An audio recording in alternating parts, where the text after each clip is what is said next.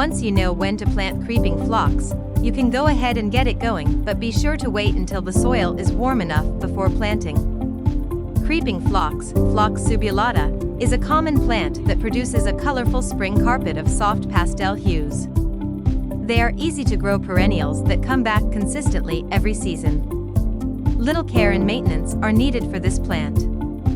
Growing creeping phlox over a rockery or in tough soil provides a carefree ground cover or cascading plant. Phlox types. The creeping phlox comes in two forms: garden phlox, Phlox paniculata, and creeping phlox, Phlox subulata. These two types produce fragrant blooms that attract a variety of pollinators that include hummingbirds and butterflies. Garden phlox. This is an upright fragrant flower that grows to about 3 feet tall. It blooms in the midsummer, producing large flower clusters that have a light, pleasant fragrance. It blooms in midsummer and makes a lovely addition to summer bouquets. It is a great addition to cottage garden landscapes, cutting gardens, and pollinator gardens. Creeping phlox. This is a low-growing ground cover with foliage that forms an attractive mat-like structure after the bloom. This type blooms in spring and looks great when mixed with other spring-blooming bulbs like daffodils and tulips. It also does well as edging plants or planting on slopes or stone walls where it can grow and spill over the edges. Best time to plant creeping phlox. Creeping phlox can be planted in spring or fall and must be planted immediately after you receive them. Planting in spring. If your plant arrives in the spring, keep it moist in the container until your ground is ready for planting. Hold off on spring planting until the soil is free from melted snow and ice and the soil is warm and ready to work. Planting in fall. If you receive your plant in the fall, keep it for a few days until it's ready to plant. But you must watch out not to let the roots dry out. Be sure to plant a few weeks before your first frost arrives. This plant requires that you plant it in the right atmosphere for it to thrive. If you don't provide it with the right growing conditions, it will not do well. What are the right conditions for creeping phlox planting?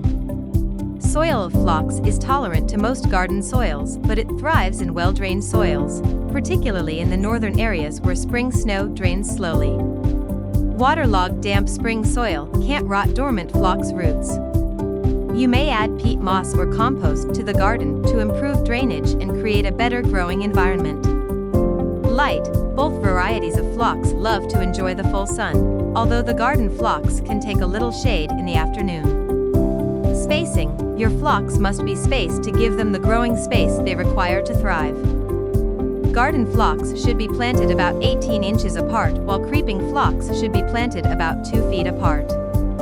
Allowing these plants lots of room for circulation is the key to limiting mildew appearance. Mildew is less found as most varieties are able to resist it, but do not plant them too closely. Over the next few years, you will see the variety you plant from clumps that will gradually increase and join together to form one large grouping of phlox. The creeping phlox variety forms a carpet or a mat. Growing creeping phlox throughout the season. Each spring, you will see the dormant crown of garden phlox start to emerge from its dormancy and produce small green leaves. Keep your plants weed-free and let the phlox just grow.